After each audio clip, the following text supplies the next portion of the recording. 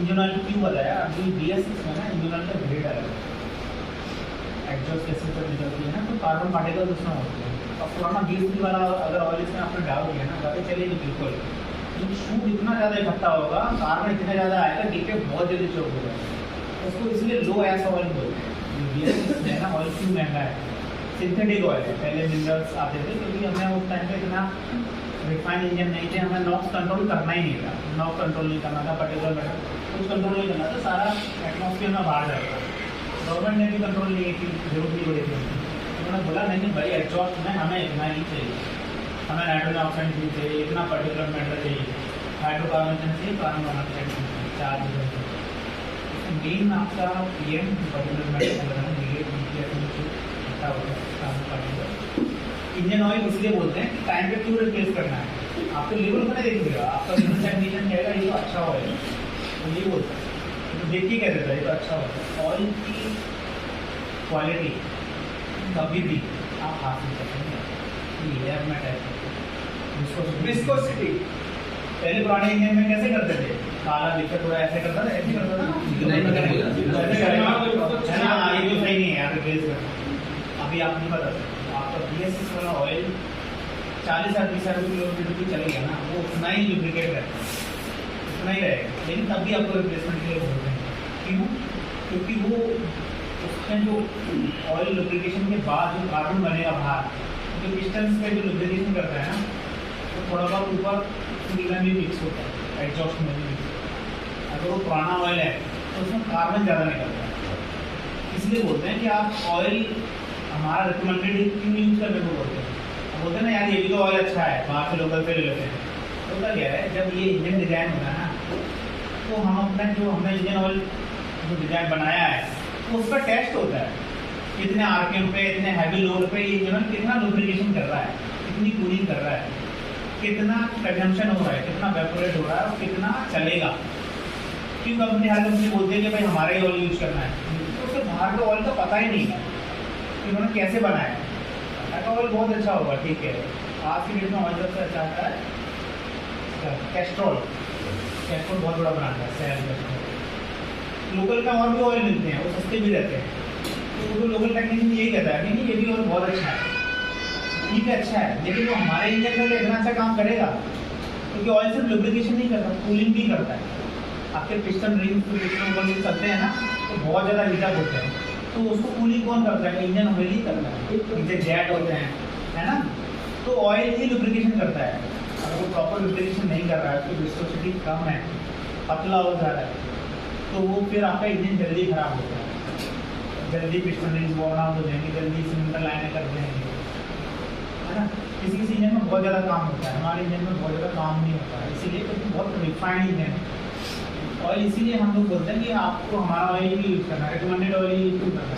तो इसके पीछे ये कहानी होती है, ये तो अच्छा ऑयल है यार, ये तो बहुत अच्छा दिख रहा है, तो ठीक है अच्छा होगा, लेकिन हमारे इंजन के लिए जो हमने डिजाइन किया है, जो हमने बनाया है, हमने तो लोड टेस्ट अपने इंजन ऑयल में किया है, तो हम तो यही बोलेंगे आप हमारा यूज़ करो, इसलिए ये रीजन होता है। अगला एक और मैं आपको अब एडब्लू के बारे में थोड़ा बताएं, जो मोस्टली लाइट आपके मीटर पर तुम फोन करते हैं भाई एडब्लू की लाइट आनी क्या है, तो एडब्लू की लाइट अगर क्लस्टर मीटर पर आ रही है तो उसके क्या क्या चांसेस आने के और हमें क्या 3 चीज़ों का ध्यान रखना है। सबसे पहले हमारा एडब्लू का लेवल, अभी सर ने जो बताया था, क्लस्टर मीटर हमारे पॉइंट दे रखे हैं और जो हमारा टैंक है वो 23 लीटर का कैपेसिटी है। अगर हम ऑयल का बिल्कुल खत्म हो जाएगा आपकी एडब्लू की लाइट आ जाएगी, ठीक है, और अगर खत्म हो जाएगा तो हमारा क्या हमारे इसमें फंक्शन दे रखा है, फ्री मोड में चला जाता है। हाँ, फ्री मोड में चला जाएगा, तो हाँ वो भी बताएंगे इसके बाद। हाँ ठीक है, फ्री मोड में चला जाएगा। उसके बाद हमारा अगर कोई भी रिले या कोई फ्यूज अगर इसमें SCM सिस्टम का कोई भी अगर खराब हो जाएगा तभी हमारी एडब्लू की लाइट आ जाएगी।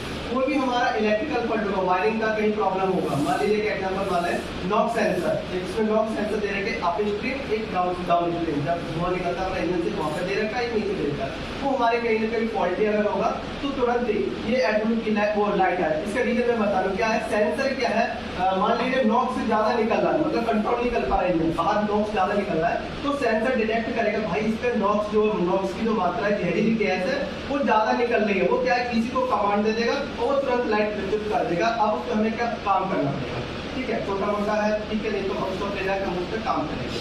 ठीक है, ये इसके चार्जेस है। अगली जो लाइट के बारे में बताएंगे, ये जो दिख रहा है लीटर से बना हुआ फ्यूल और इसे पॉइंट बने हुए हैं, तो इसको बोलते हैं water in fuel sensor. Fuel का तो जानते हो ना, जो पेट्रोल पंप बना होता है, पेट्रोल पंप बना होता है मतलब फ्यूल है। जब भी आपको पेट्रोल पंप थोड़ा सा देखे फ्यूल है, उसमें ऊपर वाटर के ड्रॉप्स हैं। ड्रॉप्स बना हुआ है, वाटर के ड्रॉप्स मतलब वाटर इन फ्यूल, मतलब फ्यूल में पानी आ गया। क्या रहता है अपने जो फ्यूल फिल्टर होता है ना, एक वाटर सेपरेटर होता है। पहले वाटर सेपरेट था, अब मैंने क्या किया, डीजल फिल्टर के नीचे ही हमें वाटर लगा दिया, सेंसर लगा दिया, क्योंकि हमारा क्या है, थोड़ा टेक्निकल बात करते हैं, वाटर क्या हैवी है डीजल से, तो डीजल पानी है नीचे आ जाएगा, जो हमारा डीजल है वो हमारा अंदर चला जाएगा, तो क्या होगा, जितना भी डीजल के अंदर जो भी पानी होता है वो वहाँ पे कलेक्ट हो जाएगा। तो इस कंडीशन में क्या प्रॉब्लम क्या है, ये लाइट आ जाएगी, ईडीसी लाइट आपकी क्लस्टर मीटर पे फ्लक्चुएट हो जाएगी और आपका पिकअप छोड़ जाएगा। ये ना ड्रिल करना होता है, नीचे ना आ गया ना, अगर लाइट है तभी, ऐसे नहीं करना। लाइट आती है तो इसमें जो डीजल फिल्टर दे रखा है वहाँ पे नीचे ब्लैक कलर सेंसर है, उसको आप निकालेंगे तो जितना भी पानी होगा वो सारा पानी बाहर निकल जाएगा। जैसे ही डीजल आ जाता है वहीं पे टाइट कर दो, ऑटोमेटिक आपकी लाइट चला जाएगा। ठीक है, जलाएंगे सही होगा। हाँ, इसके बाद अगली अगर लाइट की बात करें, ये जो दे रखा है ना, ये हमारा देखा है कूलेंट लेवल का लाइट दिख रहा है। ये जो लाइट है, ये हमारा जो लाइट है वो कूलेंट लेवल का लाइट है। कूलेंट लेवल के नाम से उसका काम है, टंकी सी बनी है ना, टंकी है और उसमें कूलेंट भरा हुआ है। इसके अंदर क्या है, एक लेवल सेंसर दे रखा है, उसका काम है ये लेवल बताना। उस लेवल से अगर हमारा मिनिमम और मैक्सिमम लिखा, उसके नीचे अगर हमारा जाएगा कम होगा तो ये लाइट आपको फ्लक्चुएट कर देगा। तो आपको तुरंत ही गाड़ी को रोको, साइड में लगाओ, और अगर कूलेंट कम है तो आपको कूलेंट इसमें टॉप अप करना है। एक चीज और बताओ इसी के साथ, कूलेंट आपको जो यूज करना है वो आपको फ्लीट गार्ड ब्लू कलर का, इसके अलावा आपको कोई भी कूलेंट यूज नहीं करना है। सब लोग ध्यान रखें, फिर एक बार मैं रिपीट कर रहा हूँ, फ्लीट गार्ड का 50-50 ऑलरेडी इसमें वाटर मिक्स होता है, इसके ऊपर आपको पानी बिल्कुल भी नहीं डालना है। अगर आप पानी, हाँ प्रीमिक्स इसमें क्या ना, और कंपनी में ना सिर्फ कूलेंट आता है, उसमें आप ऊपर से डिस्टिल वाटर डाल सकते हैं। अभी क्या है, पूरा पैक प्रीमिक्स है ऑलरेडी, पानी में डाल, जितना कम हुआ आप डायरेक्ट डाल सकते हैं। क्या था कि आपने पहले कूलेंट ले लिया, एक टैप वाटर ले लिया, उसमें डाल दिया, कंसंट्रेशन बिगड़ता था। कंपनी रिकमेंड करती थी कूलेंट के साथ डिस्टिल वाटर डालो, इसलिए कंपनी ने प्रीमिक्स देना शुरू कर दिया। आप डायरेक्ट डालना है, 50-50 का रेशियो होता है ना, भाई तू कूलेंट डाल रहा है, इसमें आधा भी डालना है। अगर कंपनी करती है, मतलब अभी भी यूज करते हैं, हम लोग नहीं होते है ना। हाँ, आपके पास जो कूलेंट आएगा ना फ्लीट गार्ड का, कौन सी ब्रांडिंग के साथ, वो प्रीमिक्स है ऑलरेडी, मतलब पानी मिक्स है, आपको ऊपर से पानी नहीं डालना। पानी अगर यूज करेंगे तो सिंपल सी बात है, जंग लगाएगा। रेडिएटर 90% जो शॉप हमारे पास रीजन आ रहे हैं, उनका रीजन यही है, कस्टमर कह रहा है ये क्या रेडिएटर बना दिया, कस्टमर उसको इग्नोर करते हैं, कहीं वो पानी डाल दिया चला रहा है, तो वो क्या आएगा, चौक होगा। अंदर भी हमारे जो मटेरियल वाटर पंप वगैरह और भी जो इंजन ब्लॉक्स वगैरह हेड वगैरह, वहाँ भी क्या होगा, जंग लगेगा, पानी में सिंपल सी बात अगर होगा, तो इसलिए आपको 100% ही आपको कूलेंट पानी तो होता क्या था, वो ब्लॉकेज हो गई, रस्टिंग करता है, कूलिंग नहीं करता है पानी, कूलिंग कम नहीं करता, रस्टिंग नहीं होती कूलेंट से, कूलिंग अच्छी होती है, रस्टिंग नहीं होती। पानी क्या है ना, रस्ट कर देता है, इसलिए बोलते हैं कि आपको कूलेंट चेंज करना है। क्यों बोलते हैं, इसलिए बोलते हैं चेंज करने के लिए, मतलब फ्रिक्वेंसी बहुत ज़्यादा है, 3 लाख किलोमीटर 3 साल नहीं है ना, इतना ही है, 3 साल और 3 लाख किलोमीटर जो भी बैलेंस। अगला जो मैं बताऊंगा एक बार, वार्निंग लाइट जो हमारा है, ये जो येलो कलर का दिख रहा है, ये हमारा है ब्रेक पैड। ध्यान से देखना, ये गोल होगा और डॉट डॉट डॉट दोनों साइड होंगे, ये ब्रेक पैड वार्निंग का लाइट है। अब इस लाइट के आने के हमारे पास 2 रीजन है। पहला रीजन है तो हमारा जो फिजिकली जो हमारा ब्रेक पैड है वो खत्म हो गया है, तो लाइट दिखा देगा। दूसरा है, इसमें सेंसर दे रखा है, ब्रेक सेंसर दे रखा है, वो सेंसर अगर पानी चला जाए, खराब हो जाए, टूट जाए, तब भी आपकी ये लाइट आ जाएगी। ये लाइट आती है तो सबसे पहले आप क्या लोकल मार्केट कैसे एक बार इसको फिजिकली ब्रेक पैड चेक करा लो, ठीक है। अगर खत्म हो जाता है तो एक आपको कंडीशन बनेगा, जैसे ही आप ब्रेक पैड दबाओगे ना तो आपको एक आवाज आएगी, आया कभी आवाज है ब्रेक दबाने, तो ये कंडीशन अगर आपको दिख रहा है, इस चीज को आपको इग्नोर नहीं करना। तुरंत सर्विस सेंटर में ले जाओ और इसका जो ब्रेक पैड है वो ब्रेक पैड रिप्लेस कराओ। अगर ये आप कंडीशन को इग्नोर करेंगे तो सेकंड कंडीशन आपकी क्या बनेगी, आपके जो वेंटिलेटेड डिस्क बोलते हैं, रोटर जिसको बोलते हैं, देसी भाषा बोलते हैं तवा, जब क्या होगा हमारा इसमें जो फ्रैक्चर मटेरियल जो ब्रेक पैड में होता है वो घिस गया, अब बचा क्या उसमें मेटल और प्लस जो हमारा तवा रोटर डिस्क बोलते हैं, मेटल टू मेटल अगर हमारे टकराएगा तो एक आवाज साउंड आएगा, तो क्या करेगा उस मेटल को भी खराब करेगा।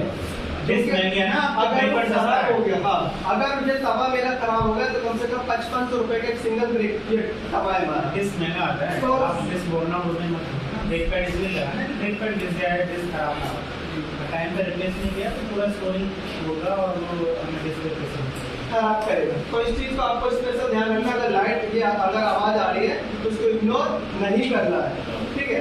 अगला अगर हम ब्रेक की बात करें, ये हमारा है हाइड्रेट का होता है जो हमारा लगा हुआ है, और प्लस ये हमारा येलो कलर ये हमारा आता है ABS ये लाइट है, इनमें आप चला सकते हो ABS, गाड़ी ब्रेक डाउन नहीं होगा। फिर भी एक बार इसको चेक करा लीजिए, जब भी आपको टाइम मिलता है सर्विस पे गाड़ियाँ की ABS की लाइट में ABS होता है एंटी लॉक ब्रेकिंग सिस्टम, मतलब एंटी लॉक मतलब लॉक होने से हमें बचाता है। जब हमारी कार हाई स्पीड पे चलती है, जैसे ब्रेक दबाते हैं अगर लॉक अगर होगा तो क्या करें, हमारी कार क्या स्पीड करेगी, मन से खिसकेगी, तो उस फीचर्स को सेफ्टी फीचर्स है हमारा ब्रेक का, इसलिए हमें ABS दी जाती है, ठीक है। तो ये सब हमारी ये वार्निंग लाइट है जो आपको मैंने बताया है। जो सबसे पहले टेम्परेचर का लाइट आता है, आपको गाड़ी नहीं चलानी है, ठीक है। बैटरी की लाइट आती है, आपको गाड़ी नहीं चलानी है, और एक जो हमने बताया था इंजन ऑयल का आता है, वह गाड़ी आपको नहीं चलानी है, ठीक है। अब इसके बाद कुछ आप लोगों का क्वेरी अगर है तो पूछ सकते हैं, एक बार गाड़ी के बारे में, गाड़ी के पास गाड़ी में एक बार दिखा दीजिए, अभी तो आप गाड़ी चला ही रहे हो, तो गाड़ी ऐसे आपको लाइट आने का ये दिक्कत होती है वो बताना जरूरी है। रेड लाइट है ना वो क्रिटिकल है, रेड लाइट, ठीक है।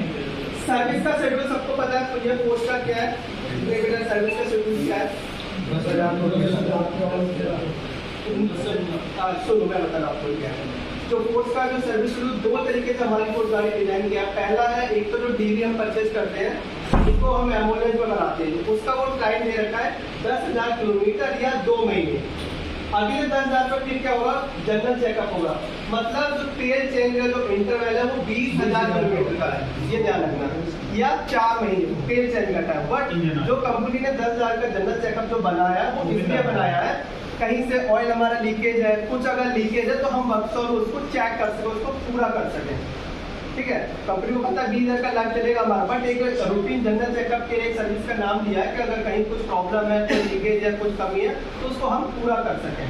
सर्विस 10,500 किलोमीटर पे ही करनी है, 10,000 का इंजन ऑयल भी शेयर सकते हैं, इंजन ऑयल हमारा इंजन ऑयल 4 महीने, बाकी सर्विस आपको 10,000 भी करानी है, 10,000 और 2 महीने, हर 10,000 10,000 2 महीने में आपको गाड़ी वर्कशॉप विजिट करनी है। हाँ तब भी टाइम 10,000 नहीं चली है तो 2 महीने हो गए तब भी कराना। ऑयल हमारा जो विस्कोसिटी से जो वर्ड बोला था ना, और वो हमारे टाइम के हिसाब से भी खराब होता है, जरूरी किलोमीटर तभी खराब लगता है, ज्यादा टाइम हो जाए तो उसका जो विस्कोसिटी होता है 20,000 किलोमीटर और 4 मंथ। अच्छा सी के 4 10W30 आपको ऑयल हमेशा गल्फ का ही यूज करें, ध्यान रखना। हमारे जो इंजन ऑयल रिकमेंडेड कोर्स ने कर रखा है वो गल्फ का करना है, गल्फ का ही आपका एडब्लू है, यूरिया गल्फ का ही हमारा इंजन ऑयल है, गल्फ का हमारा गियर ऑयल, सारा जो है वो हमारा गल्फ का ही है। 10W30 है, हाँ ग्रेट, 40 बाहर भी अगर कहीं से लेते हो 10W30 40 हाँ ये गियर बक्स ये डिफरेंशियल कितने हाँ गियर और डिफरेंशियल है। जब हम पहली सर्विस करते हैं फर्स्ट सर्विस, वहाँ पे हम चेंज करते हैं कंप्लीट। पहली सर्विस अपना engine oil, oil filter, fuel filter, gear oil plus differential oil, ये 10,000 पे चेंज हो रहा है। अगला जो चेंज होगा वो हमारा होगा 90,000 किलोमीटर, मतलब इसका जो लाइफ है वो 80,000 किलोमीटर का है, गियर ऑयल और डिफरेंशियल ऑयल 80,000 किलोमीटर। बट एक चीज मैं आपको बताता हूँ, सेफ्टी प्रिकॉशन, गियर ऑयल और डिफरेंशियल ऑयल, बारिश में चांसेस है पानी जाने का, तो उस चीज आपको वेट नहीं करना है। तो आप एक बार जब भी सर्विस पे जाते हैं कोशिश हमारा रहता है हम